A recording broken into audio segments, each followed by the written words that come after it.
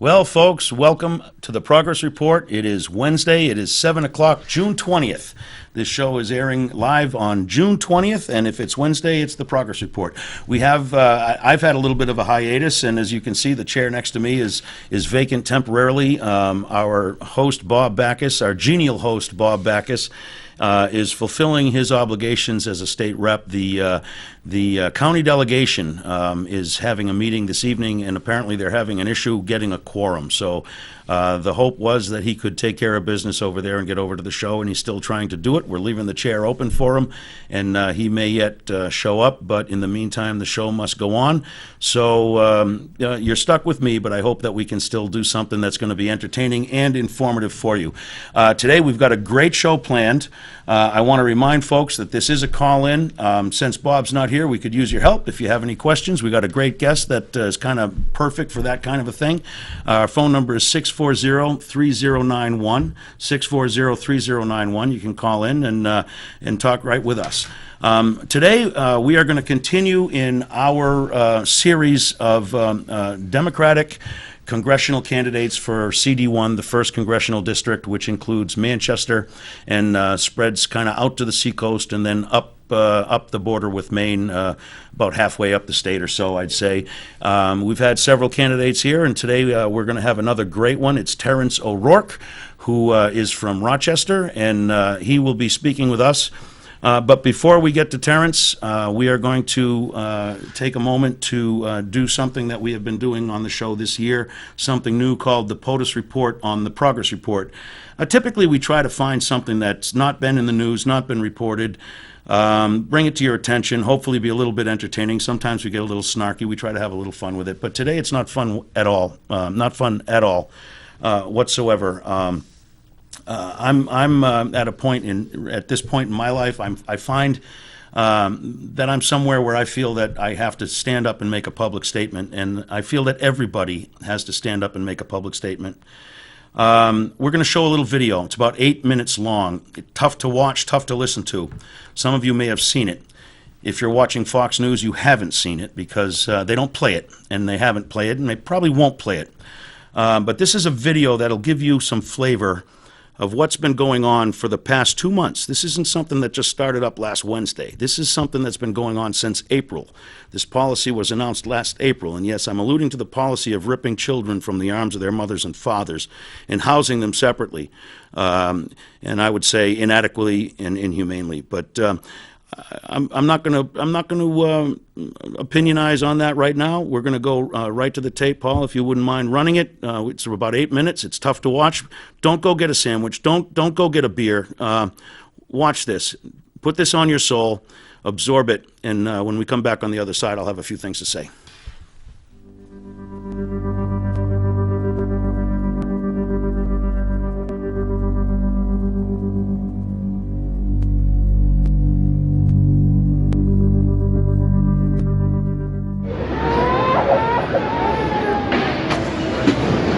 Quiero que me paren a mi papá, no quiero que lo deporten.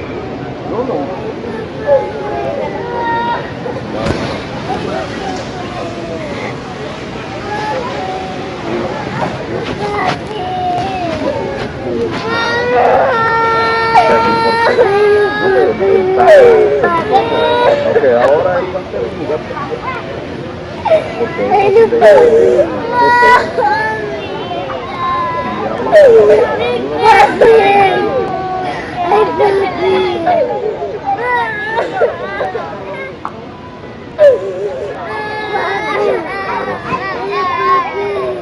Bueno, aquí tenemos una orquesta.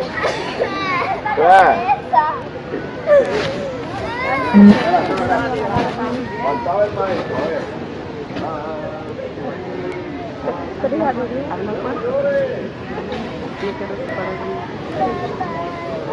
Que no me quiero parar de mi papá.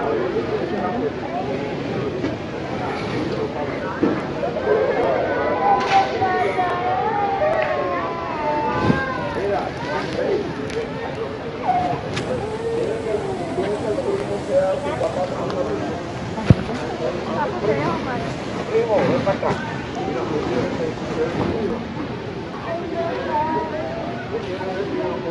Vale, entonces le avisas al mamá y dice, por vale,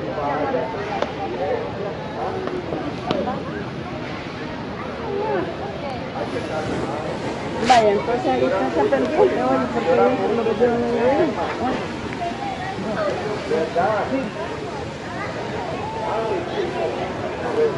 Ese es el número de el nombre de ella, ese es el número de identificación para cuando sí, ese es el número, guárdelo. Sí, bueno. Adiós. Cualquier pregunta, no deje de llamarme hoy. Me marca acá y me da la dirección donde está, porque yo solo tengo el nombre del lugar. Pero a usted le van a dar todo hoy. Vale. Bueno. Entonces borra el cero. Borra el cero. Ya me lo dio contigo. Está de aquí a 7 horas. Me abre, por favor. Nada más. Escuche, corazón. Ay, qué difícil, qué difícil. Del Salvador de Guatemala. ¿De dónde son ustedes? ¿Y tú? Guatemala. No llores. Vas a llegar con... Mira, ella te va a explicar y te va a ayudar. ¿Cierto, Consuelo? Bueno, ¿qué va a pasar con su consulado hoy? Papá. Papá. Ay, con mi tía por lo menos para que después llegue mi mami. ¿Me puedes abrir alguien me cerró la puerta esa? Pero que me venga a traer mi tía para llevarme a la Ella llama a tu tía si tú tienes número y habla con tu tía. Tengo el número de Ah, pues ahorita ella te ayuda para que hable. Cálmate nada más. No, papá. Voy por aquí, niña. Papá. Cuando saquen la comida, ¿verdad? Ay, no, papá. Para que me venga. Ya voy a llegar yo cuando esté allá. Ya le voy a meter a comer. Si tiene una celda, me la da, por favor. Ay, no, Porque van a papá. hacer, si se quiere juntar con ella, se junta aquí, porque voy a tener Ay, chile. no, O me lo pone allá mejor. Allá en la orillita. No, papá. No, voy a tener que hacer aquí, porque voy a meter Ginny y se vaya a No, papá. So, aquí se puede traer la tía y no tiene No, problema. papá. Y atrás no puede. Porque aquí porque está pasando y Ay, pasando. no, papá. Porque todas las enfermedades, acá Ay, tengo no, dos papá. enfermeras. Tengo dos enfermeras y allá. No, papá. Me dijeron que Ay, no, papá. al patio. El otro Ay, grupo de mujeres que papá. viene. No. No, es para. Ay, papá. Por eso no puedo tener a nadie. Vale. Porque luego viene Ice y Ice agarra pared.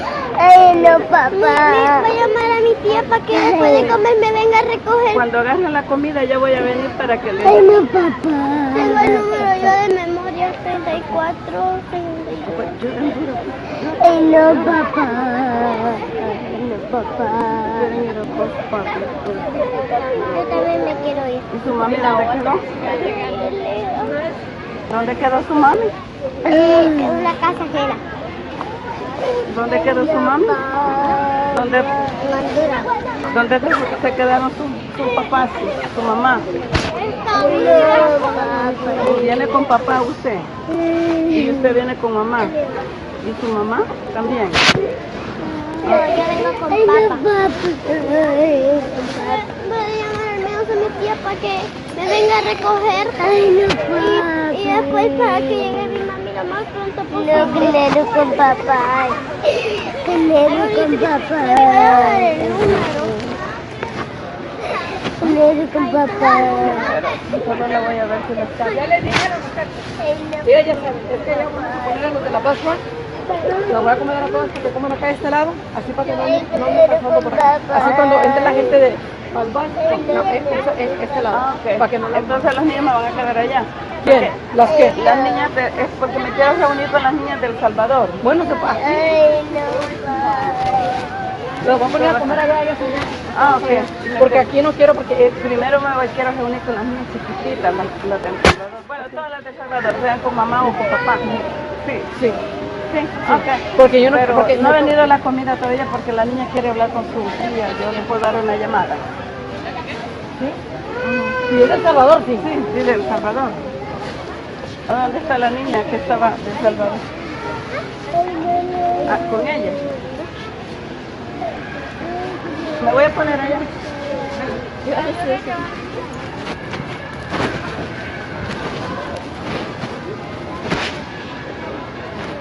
Tenés el número. 34.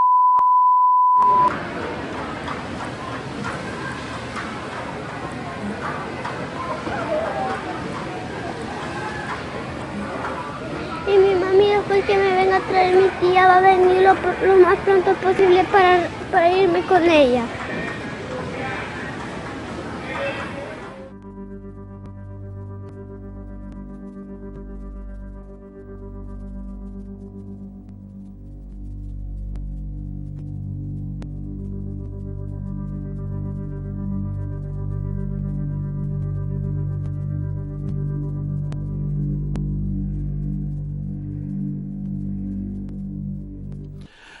Well, folks, I told you it was going to be tough to take. That is tough to listen to. I've listened to it a couple times, and it really it's gotten in on my heart. And the reason I play it is this: we did this. This isn't something, you know. I'm sure people are going to say, "Oh, well, he signed an executive order. It's all fixed." No, it's not fixed. We did this. It's done. We did it. We have crossed the line, and there's no coming back from this. And I want to ask my Republican friends, you know, it takes all kinds to make a world. I respect people for having divergent views from me. We need that. We need to have a dialogue so that we can check ourselves. And so here's the dialogue. To my Republican friends, to the Republicans who are on the show before us, the ones that are going to come on the show after us, to Chris Sununu, to Victoria Sullivan, state rep, Republican state rep. She's got kids. Joe Lavasser, you know, Lavasser Trump on the lawn signs. Will Infantine. You guys are decent people. How can you call yourselves Republicans? How can you stay with this? It's a sad day.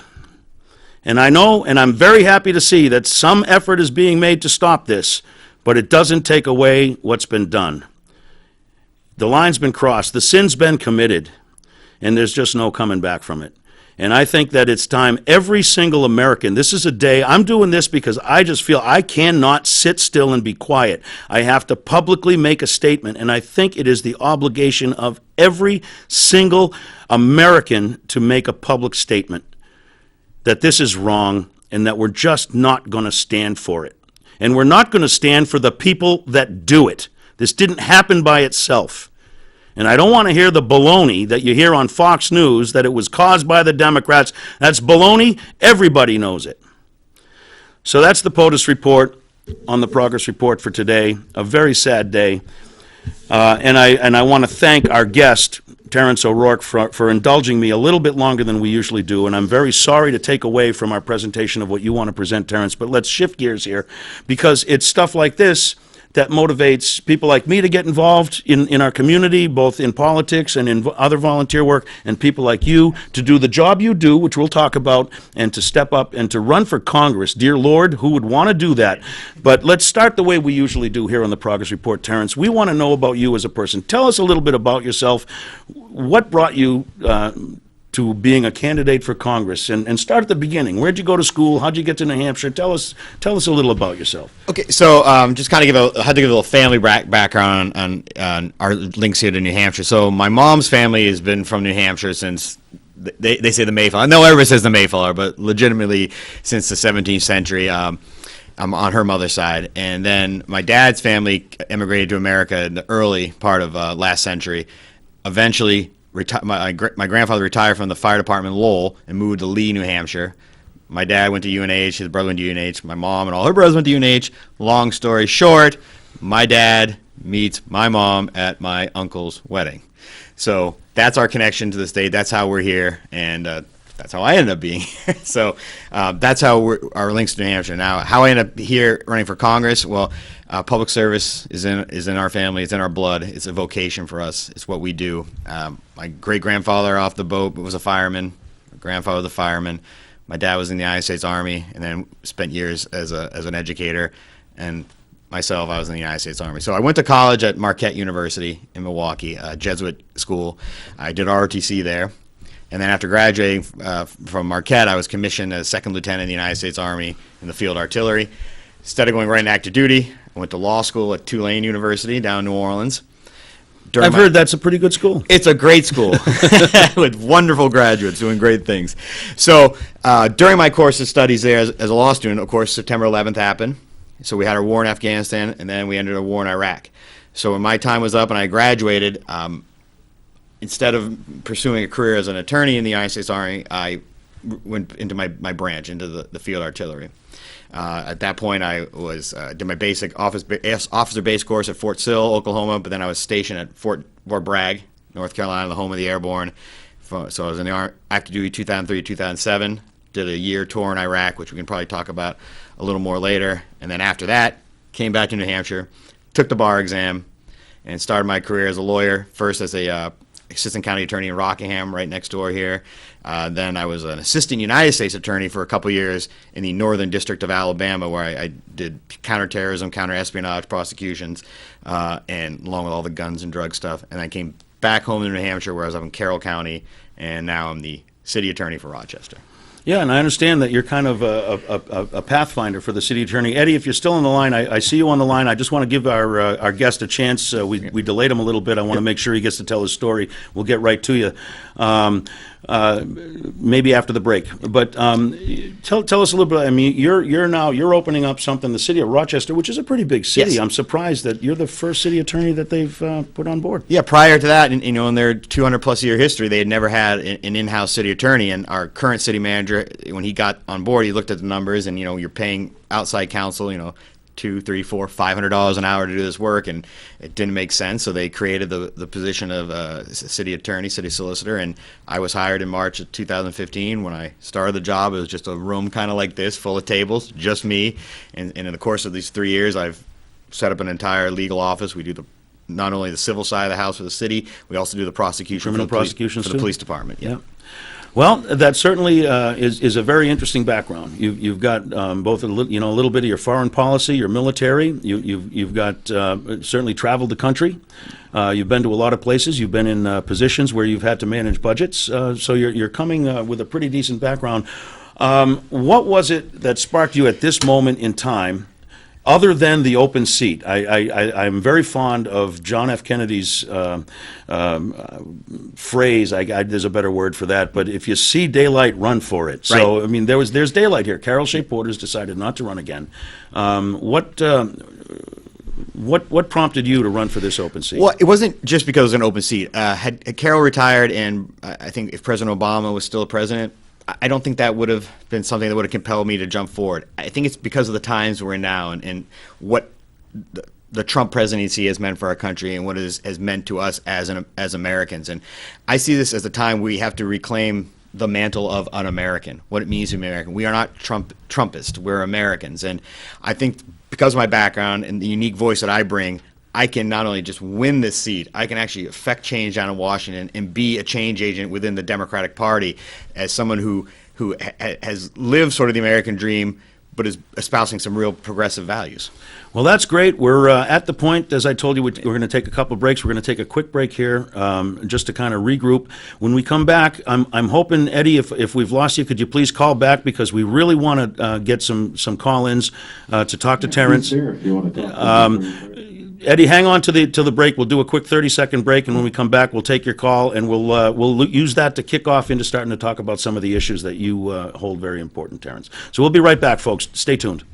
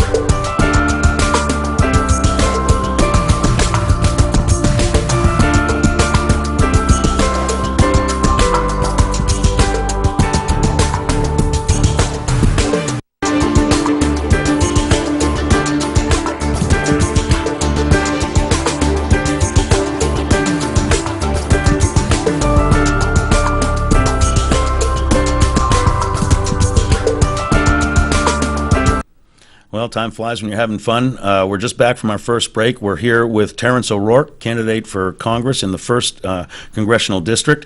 We've talked a little bit about his background. I'm hoping that Eddie is still on the line. Eddie, if you'd like to speak with Terrence or talk about anything. What, do we have you? You there, Eddie? Got to hit the green button just once. What did I do? He's still there. Looks like over here on this side.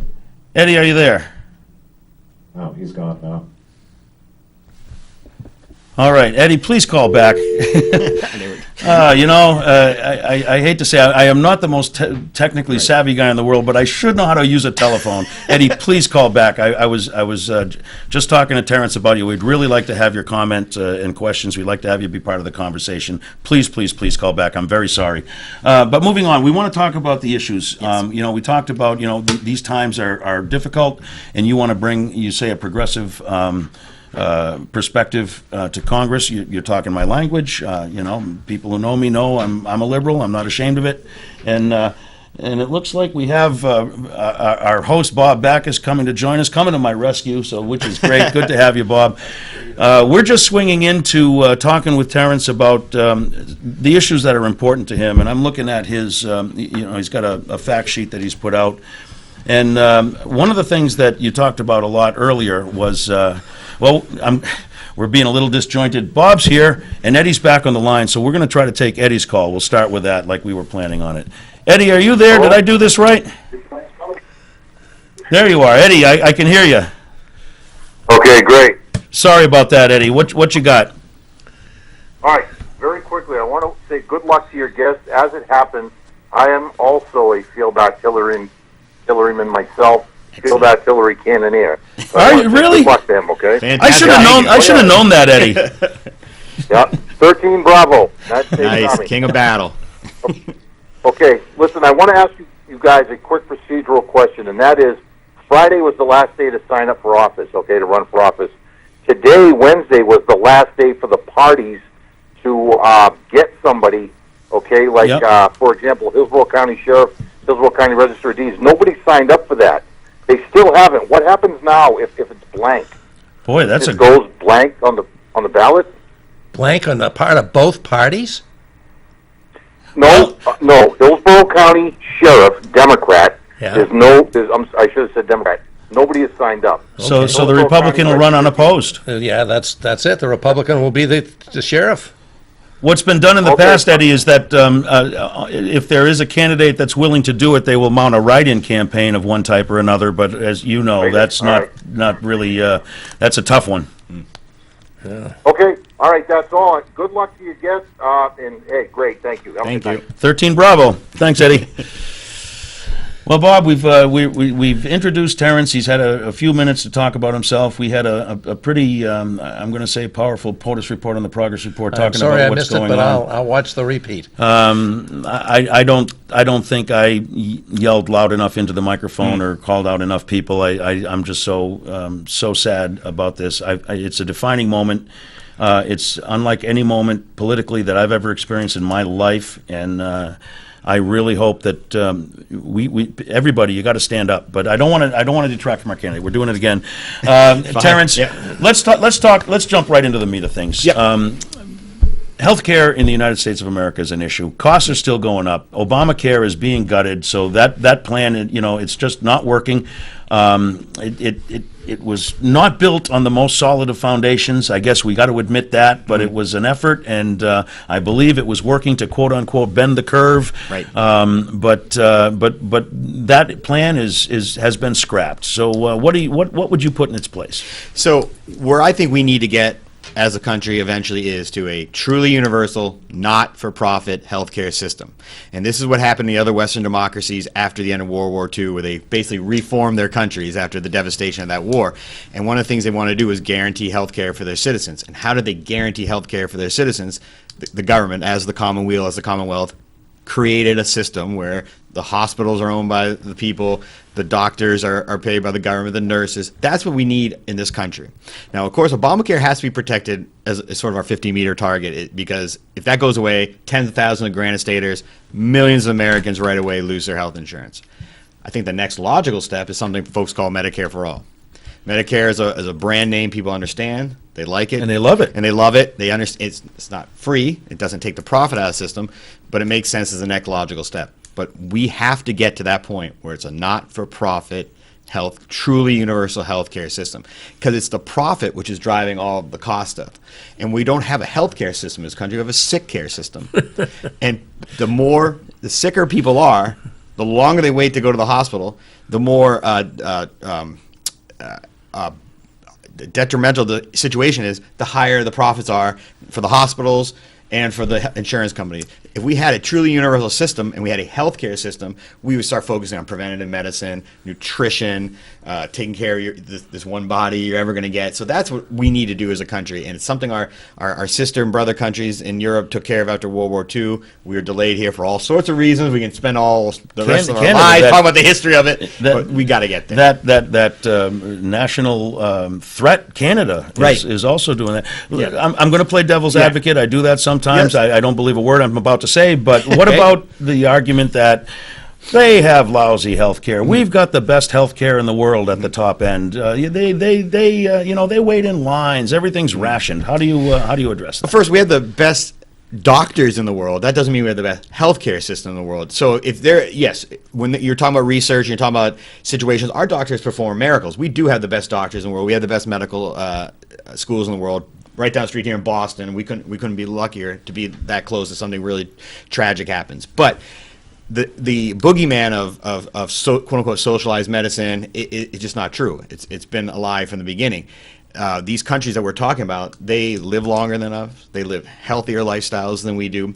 They're less dependent on prescription drugs than we are. It costs less money. And something that's never going to happen in England or never happened in Germany or ever happened in Canada is no one's going to declare bankruptcy because they went sick. No one's got to choose between whether they keep the electricity on or pay for their prescriptions. That doesn't happen in those countries. So you start getting into a quality of life issue.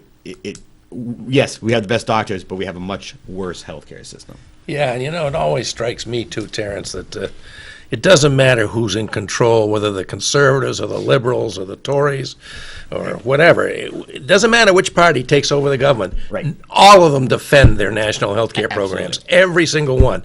So when you get this, it is wildly popular. The myth that this is a failed system over in Europe or Canada is just that. It's just a total myth.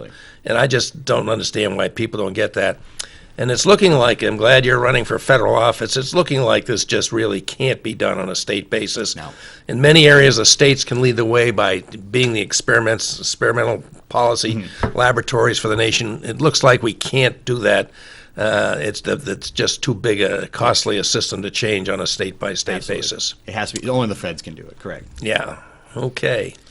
Well, Well, Terrence, and another topic that you put in you're calling it issues at a glance, is, and I'm kind of surprising you a little bit with this because we didn't talk about it in advance, but infrastructure. Absolutely. You seem to have, and dear Lord, anyone who drives over, I think they should be putting big red signs on those red list bridges so we know what we're driving over, because I know that going to work every single day, I drive over a red list bridge, and that doesn't make me very happy. So talk about how you feel about it. So, and as city attorney in Rochester, my number one internal client is the Department of Public Works, who are fixing our internal city infrastructure. And we, of course, getting less and less money from the federal government every year, less money from the state government because the state gets less from the Fed. So it's a trickle down. So more and more is falling on cities and towns to repair their own infrastructure. It's funny how debts do actually trickle down. They do. That's the one thing that actually trickles down. Right, nothing else. So we know, and when you talk about the engineers grade out our infrastructure, the total infrastructure is an F. There may be some things we're getting D's on or C minuses, but total infrastructure in this country is an F. So we're in the red, depending on if we want to go green to red. We're in the red. This needs to be rebuilt because you cannot. It affects everything. It affects our economy. It affects our way of life. It affects how just talking about New Hampshire, how we're going to retain young people. So this is a program that has to happen. I think we need a New Deal style program, an immediate injection of money. This is one of these things Trump campaigned on that people kind of thought they could agree with him. Well, we figured that's the place where the Democrats can come on board. Exactly. That was the peacemaking issue, wasn't it? Even right after the election, and sort of the smoke had cleared, and we are dealing with the fact that he was going to be sworn in. Chuck Schumer came out and said, "Okay, let's do the infrastructure bill." Nothing. Gone. We're 2+ years into this. Infrastructure bill has never happened. They haven't even brought one. Well, he has to the one floor. infrastructure thing he's in favor of. Exactly. It's a big, beautiful wall. A big, beautiful wall. Mexico's going to pay for. Yeah, so- other than that, And now wire walls, by the way. Right. And they have wire walls inside these detention facilities. And They're other- not cages. They're just the walls are just made of wire. In terms of when you look at Congress, other than the Freedom Caucus folks, which I think we have some in our state house here in New We Hampshire. But these guys, other than them, and they are guys, everyone loves infrastructure bills because it brings money into your district. And it's local. You cannot Yes. build a road in your town somewhere else. It's got to be in your town. It's got to be in your town. Absolutely. So this is one of these things when people talk about being bipartisan, and certainly we should, and as you did at the beginning of the show, we have to call these people to the mat on what they're doing. But at the same time, if you think bipartisanship is worth doing, you think reaching across the aisle is worth doing, infrastructure is a place you can start. that's right a away. good place to start. Yeah. It was when he suggested it, and it's sad that it hasn't happened. Exactly. Yep. You raised something that I wanted to bring up. This morning I was at a conference from New Futures here in the city. You weren't there, I don't think, were you? No, a lot of people there. And as always in these things, they were talking about keeping young people in New Hampshire. Why are so many of young people not staying in New Hampshire, and what can be done about it? And as always, the most interesting part was the question and answer period. And the questions kind of zeroed in on one major thing, and that is the overwhelming level of student debt we have here in the state of New Hampshire. Apparently, our average student debt is the highest in the nation, and it may not be a coincidence.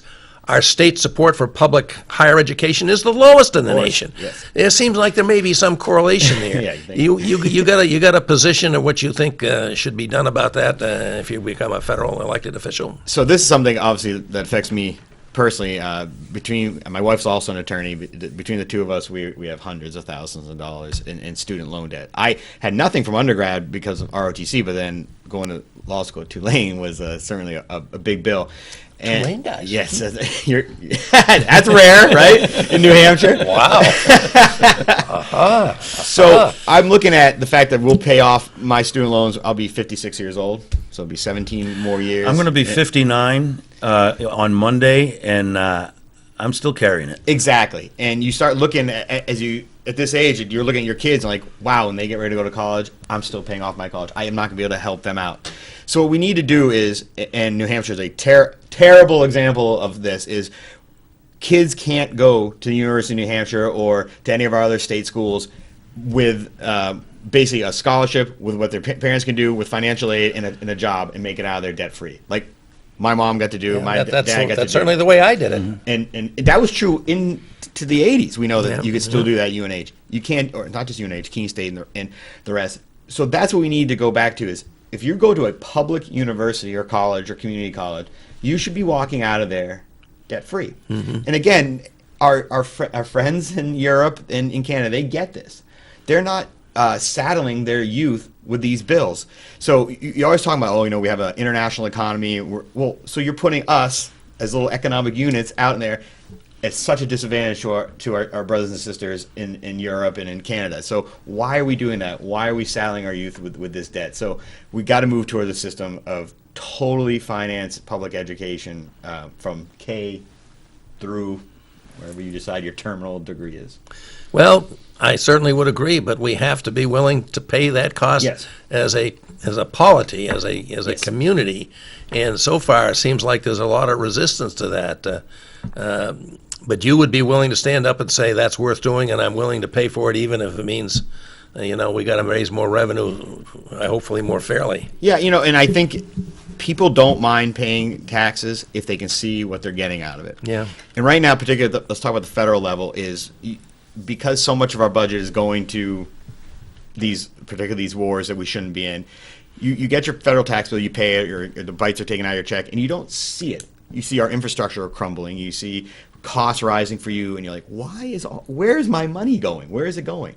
If you have a system like a national health system, if you see your infrastructure being rebuilt, if you see that your kids are going to school ending up with crushing debt, you're not going to mind paying slightly higher amount in taxes to do it because you see the benefit you're getting from it. Well, I certainly hope you're right, but the anti-tax fervor in this country is reached levels I've never known especially in my New life. Hampshire. I mean, we In New Hampshire, led the way especially. with that. Yeah. baloney. But I don't think it's just New Hampshire. I think it's a nationwide thing, and I think it's a root by the fact that one of our political parties has taken on the government as our enemy, and the government is actually all of us trying to meet the goals we share. Right. That's why I try not to say government. I can say Commonwealth, because that's what it is. The government just represents us. But on your anti-tax position, I think we actually had a ray of hope last night in Rochester, where the city council voted to override our tax cap for the first time ever in order to fully fund our public amazing. schools. So that's a huge sign, I think, for us that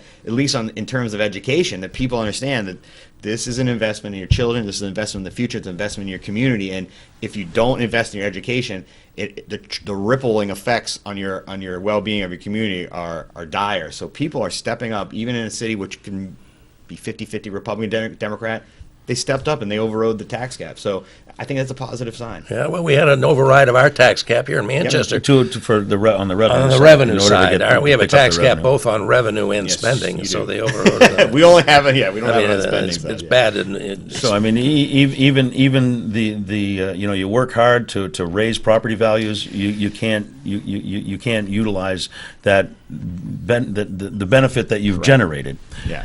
So we're getting close to our break, but you did mention something that I think you want to talk about, and I want to give you an opportunity to do that, and that is these multiple long, unending, ill-defined, nebulous enemy, shifting enemy wars that we're involved in. Yes. We're coming up to a break, but you want to kind of lead off your general position on that? Maybe we can drill down on it after the break. So yeah, in terms of the general position, and then we get into specifics about Afghanistan, Iraq, and what those wars have led to, is what we now have is a complete perversion of our system of government.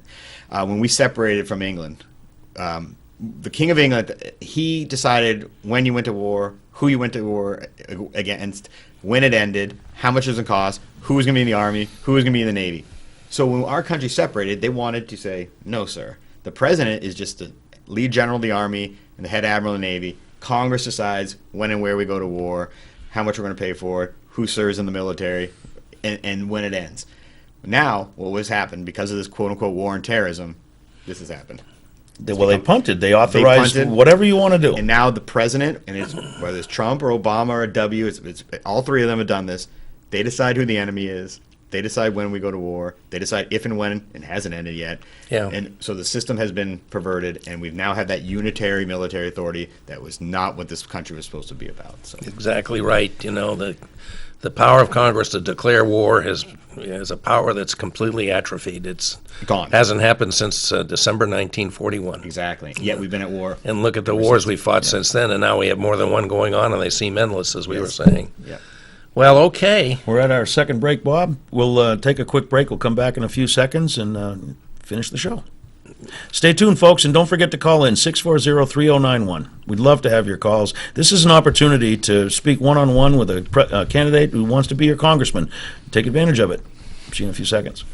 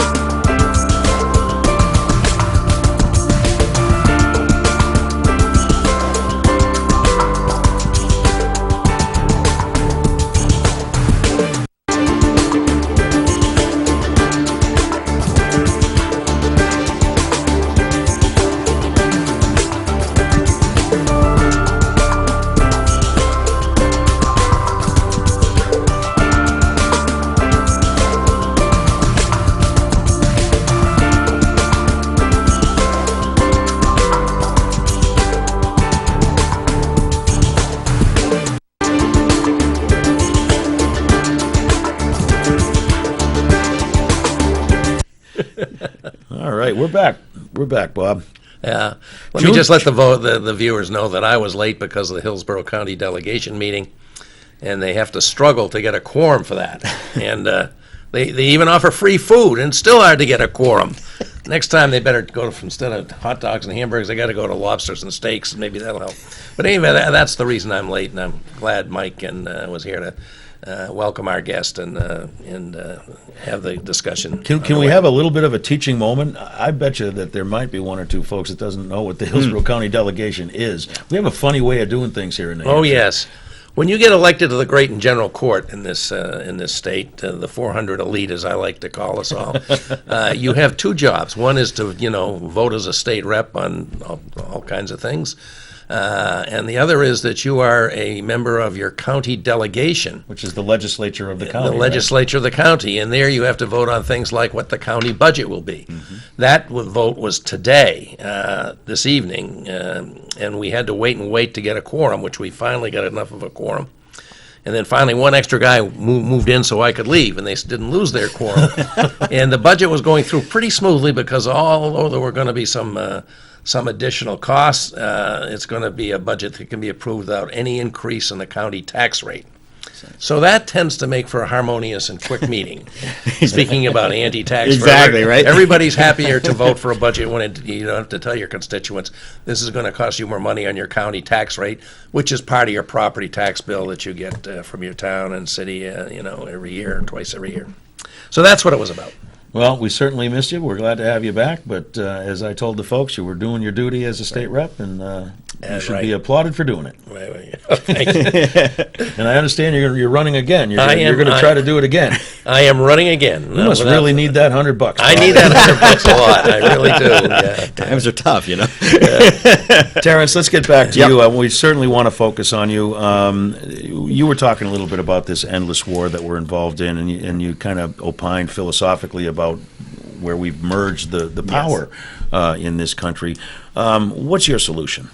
So what has to happen immediately is we need to deauthorize, this is a hard thing to say, deauthorize the authorizations for use of military force, which got us both into Afghanistan and Iraq. Repeal the permission. Repeal the permission. That ends those conflicts. Which was something enacted right after 9/11 at the request of President George W. Bush. Correct. That tells you how long that's been going on for. And I need to interject because people forget this, that President Obama went to the Congress to try to redefine that authorization and was rejected. Correct. So we're still operating, even despite his effort, we're still operating under absolutely. the original. And what the authorization for use of military force in these conflicts have done is it's not just the wars happening in Afghanistan and Iraq, which have gone on far too long. Iraq, we have over 4,500 American lives lost. Conservative estimates, over 1 million Iraqis killed. That's the entire state of New Hampshire has been killed there. And we know now we had no reason to be there. It was illicit from Jump Street. Nothing good will ever come from us being there. Afghanistan, yes, you could justify it in terms of what Al-Qaeda did in September 11th. Bin Laden is dead. Al-Qaeda doesn't operate out of Afghanistan anymore. Al-Qaeda is an idea. Anyone's Al-Qaeda who wants to be. So there's no reason to be fighting a war in Afghanistan. But worse than that is that these authorizations have been used to get us into places like Niger. We saw last December some special forces soldiers were killed in Niger. And we still don't know what they were doing we there, don't, we don't know the circumstances around their deaths, but then the bigger question would be why were they there and under what authorization? Well, there's groups in Niger that are loosely connected with Al-Qaeda, because again, anyone's Al-Qaeda who wants to be, so they're terrorists. So we're in Niger under the authorization from 2001. We're building an Air Force base in Niger to attack the terrorists in Africa. This attack in Syria apparently was justified under one of these two war resolutions, though I can't see how attacking a sovereign nation under either of those fits. But so if you get rid of those two authorizations, it not only ends Iraq and Afghanistan, it stops Niger, it stops us from being in Syria, it stops us from being any of these other areas of operations we've entered into, and we can really focus again on we should only go to war when it's in the national interest. We have a defined mission, a defined end, and we're going to get a declaration of war, and the entire country goes to war, not just the military. Right now, the country doesn't go to war. The military goes to war. And I was talking to my dad about this, who's a Vietnam vet, and he said, essentially, we've become Hessians. We are just hired guns that go around the world fighting these wars, as the country goes about their day. Everyone goes enjoying the restaurants here in Elm Street, going about their day. The country's at war. We've been at war for almost 20 years. But Well, this except is- only this- Where's the armies war that- bonds? Where's Exactly. the welcome home Where's parades? where's the draft? Yeah. Where's any of this stuff? Yeah, where's the national service? Exactly. You know, I'm a big history buff, and one of my favorite subjects is Roman history, and I see us as the successors of the Romans in so many ways, and this is certainly one. The Romans went from having a citizen army, you know, that won the Punic Wars against Carthage, and they gradually morphed into an entirely professional army, mostly people that were newly arrived in the borders of Correct. the Roman Empire. They led in the so-called barbarians and turned them into soldiers. It became a mercenary army. Right. I see a frightening parallel there. And then, you know, I mean, I just think our democracy is in real grave danger now. Very serious. I'm very concerned about it. But anyway, we go on. What have I missed? What's another overarching policy issue that really is at your heart, that drives you, that when you get up in the morning you see, if I could do something about this, it would be a good thing? So the number one issue I think that sort of overlaps every issue, and nothing's going to get done until we get money out of politics. And you see this in everything you do, and as a candidate now for office, I see the influence these political action committees have on what goes on in our country. You see people looking at your campaign reports to decide whether you're serious or not. Exactly, because now you're only a serious candidate if you have a ton of money. Well, these political action committees, they'll send you an email or give you a phone call, and they'll send you a questionnaire and say, oh, we want to know what you think about these positions. Yes, no, yes, no, yes, no, yes, no. And what's at the end? A pledge. I pledge that I will vote this way, this way, this way. You sign it, you send it off in the hope that you get money back in return. In any other public office, that would be bribery. If someone came to the city of Rochester and said, hey, I need this variance for this building, you're the city attorney, why don't you give me a positive recommendation? I say, okay, give me $5,000. I would be arrested and incarcerated, and rightfully so. But in politics, it's legal. It's legalized bribery. So what I'm asking the voters right now is a first thing we can do, because there's other things we have to do in the long term. But let me talk about the first thing we have to do. The day of the lazy voter is over.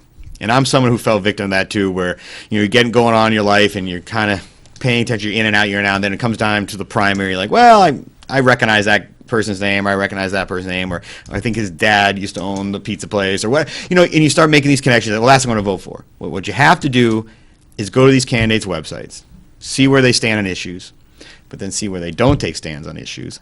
Listen to shows like this, come to events like we have in Manchester around the state. Again, hear what they're saying, hear what they're not saying.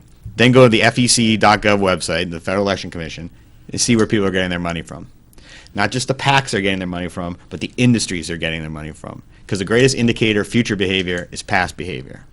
And who they're getting money from is who they're going to vote for in Congress. And when someone's taking the money from a political action committee, no matter what stripe, left, right, in the middle, they've sworn an oath of allegiance to that group before they swore an oath to uphold and defend the Constitution of the United States. And that's why I won't take money from any political action committee.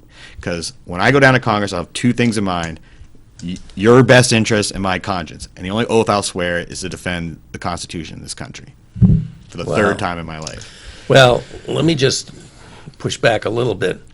Money in politics, it's a terrible vice, and you've explained it wonderfully. But as a member of Congress, I don't think there's a damn thing you can do about it. I disagree with that. So here's what we can do in Congress, and this is, you want to talk about fighting hard against Republicans. We haven't had a Chief Justice in the United States appointed by a Democrat since 1945, because we're stuck on this 9 number, right? 9 justices. That's not in the Constitution. It's not written in stone. It's not a holy number. We can change that. And I think what we need to do, when we have a Democratic president in 2021, a Democratic Congress, we need to increase the number of Supreme Court by 6 right away. Well, increase it to 15. That was tried by FDR with not a good outcome. It did have a good outcome. A bad outcome for a bad outcome, judicial integrity. Institutionally, a good outcome in terms of the courts changing because the courts changed their course, which is actually a bad outcome, because those judges changed their votes based on political pressure. What he should have done is gone ahead and increased the size of the court. There are other countries that are smaller than us that have 100 justices on their Supreme Court. So we get locked into this number number 9 artificially, and it's a way. One is another way for the minorities, the political minority, which is the Republican Party, to control our government. So they've controlled the Supreme Court now for 70 years. We have the artificial 435 members of Congress, so that's why Wyoming has one and California only has what they have, where California should have way more than they have, where we have 2 senators, the same number of senators for Wyoming as they do in California. So we got to break this gridlock that we have where the political minority is controlling And you're our not country. talking constitutional. The artificial cap on the number of congressmen That is can be not ch- in the that is Constitution. not That either. can be done Right. statutorily. The Absolutely. number of judges on the bench, although we do have some history with it, that's not. You would not need a constitutional. That Absolutely could be not. done. Well, he would on the Senate On the side. Senate side, but not on the House side, not on the Supreme Court. Well, that's interesting. So we got to reclaim our democracy back for the people again. And that's a long-term project, but you got to start somewhere. Well, I look at Mitch McConnell. He broke the well. He did with that situation after Scalia died. All the rules are gone now. Any decorum you think we might have had, where the Senate was this great deliberative body, that's out the window. It's gone. He broke the system, so you got to fight Right, fire. well, we've got with a fire. judge on the court that's Yeah. sitting in someone else's chair. And he's 48 years Yeah, old. He'll yeah. be there for the next 40 years. So, again, you got to fight fire. If you're going to go there and be milquetoast down in Washington, at this point in history, that's don't an even bother interesting- going down interesting there. point. Well, Another- Terrence, we're done. I'm sorry. We're down to the last few minutes, and I want to make sure that folks have a chance to find out how to get in touch with your campaign. Okay. If you've said something that interests them, they got questions. If they want to volunteer, send you some money, maybe. Yeah. How would folks get in touch? So it's O'Rourke. Sorry, Bob. Didn't mean to Sorry, interrupt. it's O'RourkeForCongress.com, and so there's no. It's all lowercase, no apostrophe. So OROURKEFOR Congress, CONGRESS.com, and from there you'll be able to link to my Twitter, my Facebook, all those fancy things everybody has now, and to a donation page if you're so inclined as well.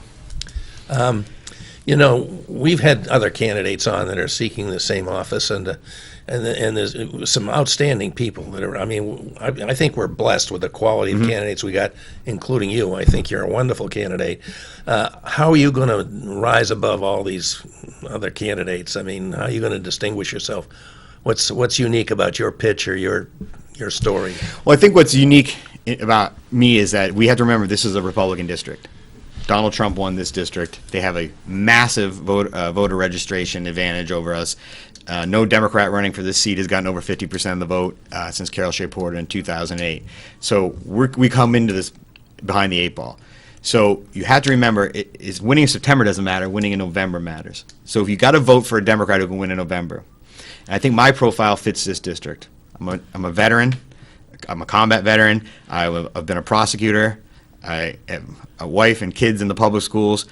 All these usual tropes they play against Democrats. This guy's anti-American. He's weak. He's a snowflake, as someone said at the meeting in Manchester a few weeks ago.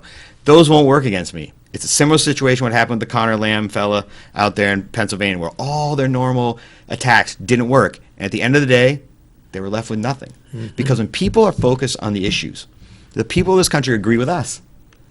What they have been is caught up in all this other stuff about we've been painted for decades as essentially anti-American, and it's worked. We're going to come take your guns. We're going to do all this stuff. When you scrape all that away and you're just focused on the issues, people are going to come home to the Democratic Party. This is their ancestral home, and I think this is where they need to be again. And I think I'm the type of candidate I can go into any corner of this district and have that conversation with people. Are you out knocking doors at this point? So that's something we're working on at this point. So we're gathering up our team of volunteers and stuff like that. But of course, my advantage or disadvantage, depending on how you look at it, is I actually have a full-time job. Unlike the other candidates, I have to actually go to work in the morning. So I have a mortgage to pay and kids to feed. So that does limit the stuff I can do during the week. But we're pressing forward. We've got volunteers starting to come in, and we're going to start really hitting the doors soon. Well, thank you so much for Thank coming you. down to join us. We're being told we got a call, but I don't know if we got time to take it, do we? No, No, there's no call. Okay, I'm sorry. I thought I saw line 2 up there. So we are out of time, but thank you very Thank much, you. Terrence. And I do think you're an outstanding candidate. And a real pleasure to Thank you. get to know you a little bit, and I wish you very much Appreciate good it. luck in this endeavor. It's a big task, but I know you're up to it. Thank you. We'll be back next week, folks, with another edition of the Progress Report. And you can watch my Facebook page and the Progress Report Facebook page, and we'll post about it as I try to do every week. So thank you all, and have a great evening, everybody. See you Take next week, care. folks. Thank you.